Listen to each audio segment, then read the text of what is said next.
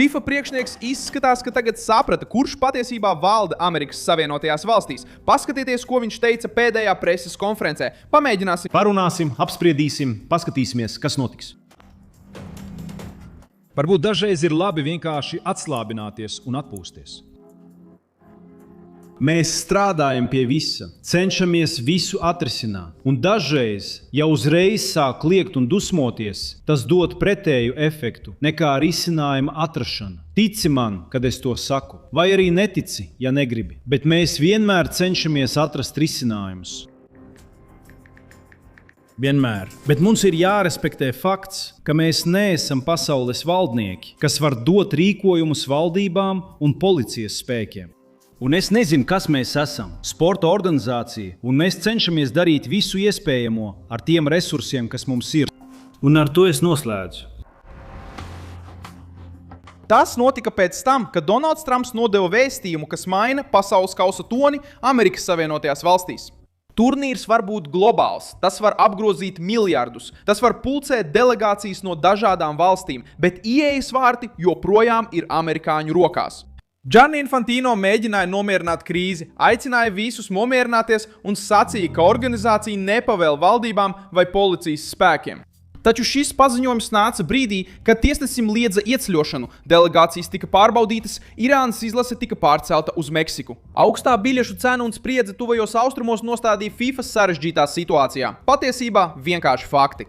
Drošību Amerikas Savienotajās valstīs kontrolē Trumpa valdība, nevis futbola birokrātija. Viņi mēģināja pārdot priekšstatu par pasaules kausu, ko iznīcinājis Trumps.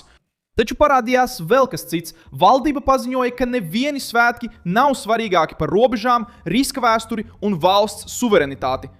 Tikmēr Peru Keiko Fujimori virzījās uz priekšu balsojumā balsi pret balsi un parādīja, ka labējie turpina gūt panākumus Latīņamerikā. Karību jūras reģionā Kuba saņēma stingru brīdinājumu. Guantanamo, Nikaragvā Marko Rubio pastiprināja spiedienu pret Daniela Ortegas diktatūru. Tuvājos austrumos Irāna un Amerikas Savienotās valstis atkal nonāca globālās drošības centrā. Kas notika? Kāpēc FIFA atkāpās? Es tev tūlīt visu pastāstīšu. Ja tev patīk šāda veida tieši un bez liekvārdības saturs, apsver iespēju abonēt, jo šeit šādi video ir katru dienu. Intervijā pirms pasaules kausa atklāšanas uz Gianni Infantino tika izdarīts spiediens, un viņš atbildēja tādā veidā, kas saniknoja pat viņa paša komandu, kura gaidīja reakciju pret Trumpu.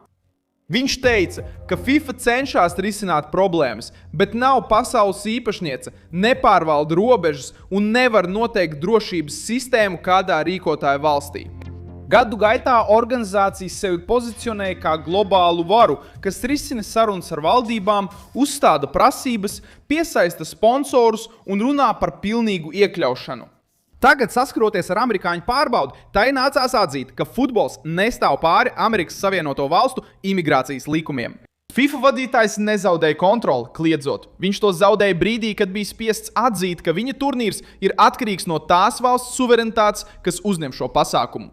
Lieta, kas izraisīja sabiedrības sašutumu, bija somāliešu tiesneša Omāra Abdulkadīra Artana gadījums. Viņš ieradās Miami ar derīgu vīzu, taču viņam tika liekta iebraukšana. Amerikāņi apgalvoja, ka pastāv drošības bažas un aizdomīgas saites, kamēr FIFA apstiprināja, ka viņš nepiedalīsies pasaules kausā. Vīza nav automātiska garantija iebraukšanai. Sporta amats nav brīvbiļete, un startautiskais prestižs neatceļ robežu kontroles pārbaudi. Viņš var būt apbalvots tiesnesis, vadītājs, žurnālists, treneris vai padomnieks. Ja Amerikas varas iestādes uzskata, ka pastāv risks, ieceļošana var tikt liekta. Andrew Giuliani, kurš bija Baltā nama darba grupā pasaules kausa jautājumos, aizstāvēja šo filtru un apgalvoja, ka dažiem atteikumiem bija pamatoti iemesli. Viņš skaidri norādīja, ka Irānas izlases spēlētājiem tiks dota atļauja, taču ne visi delegācijas pārstāvji tiks ielaisti. Irānas izlase kļuva par šī uzraudzītā pasaules kausa simbolu. Komanda atteicās no sākotnējā plāna uzturēties ASV teritorijā un sāka trenēties Tijuanā, Meksikā. Stingrā drošības režīmā iekšzemes drošības departaments paziņoja, ka spēlētāji varēs iebraukt Savienotajās valstīs katras spēles priekšvakarā. Irāna debitēs Losandželosā pret Jaunzēlandi, pēc tam spēlēs pret Beļģiju un noslēgs grupas posmu pret Ēģipti. Loģistika kļuva sarežģītāka, jo ģeopolitika ienāca laukumā, pirms spēle vēl bija sākusies. FIFA vēlējās svētkus. Trumps vērtēja riskus, robežu un izlūkošanas informāciju. Kad izlase, kas saistīta ar režīmu, ir konfliktā ar rīkotāju valsti un spēlē ASV teritorijā, drošību nevar uzskatīt par ceremonijas detaļu. Pasaules kauss var vienot līdzjutējus, bet tas nedrīkst apžilbināt valsti. Peru pieņēma to pašu reģionālo skatījumu. Keiko Fujimori izvirzījās vadībā vienās no saspringtākajām pēdējo laiku Peru vēlēšanām ar aptuveni 50,2% pret Roberto Santosu ar 49,998%. Apkopojot balsis, atšķirība bija tikai daži simti balsu miljonu vidū. Un balsis no ārvalstīm palīdzēja virzīt labējos vadībā. Tā ir ļoti ciešs balsojums ar apstrīdētām bietenēm un pārskatīšanu, bet politiskais vēstījums ir spēcīgs. Latīņamerika ir nogurusi no sarkanajiem solījumiem, nestabilitātes un glābšanas runām, kas beidzas ar krīzi. Santos mēģināja uzvarēt balstoties uz lauku reģionu atbalstu un kastelismu atmiņām, kamēr Keiko lika uzsvaru uz drošību, kārtību un ekonomiku. Saspringtais rezultāts parādīja, ka Peru ir sašķelta, bet tas arī parādīja, ka kreisie ir panikā, kad saprata, ka balsojums ārpus valsts teritorijas var izšķirt sacensību. Vēlēšanu iestādes un startautiskie novērotāji nekonstatēja nopietnas problēmas, pat ja atsevišķās iecirkņos bija iebildumi. Saņēma vēl vienu smagu vēsti. Pīts pēc Reksevs apmeklēja Guantanamo jūras spēku bāzi, un viņš brīdināja Havanu nespēlēties ar bruņojumu, kas spēja apdraudēt Amerikas teritoriju vai pašu bāzi. Vizīte notika pēc rētām aktivitātēm, kurās iesaistītas izlūkdienestu un militārās pavēlniecības amatpersonas. Runas tonis bija stingrs. Ja režīms iegādāsies vai izvietos ieročus, kas apdraud Amerikas Savienotās valstis, tas nonāks konfliktā, kuru nespēs izturēt. Nikaragva tika iekļauta tajā pašā spiedienu sarakstā. Marko Rubio paziņoja par jaunām vīzu ierobežojumiem pret režīma amatpersonām un sabiedrotajiem. Murillo Ortega pēc indiāņu līdera un politiskā ieslodzītā Bruklina Riveras nāves.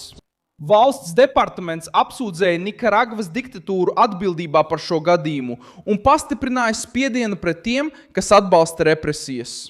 Latīņamerikas kreisajiem šī ziņa ir ļoti slikta, jo tā atkal atklājas sabiedroto diktatūru modeli.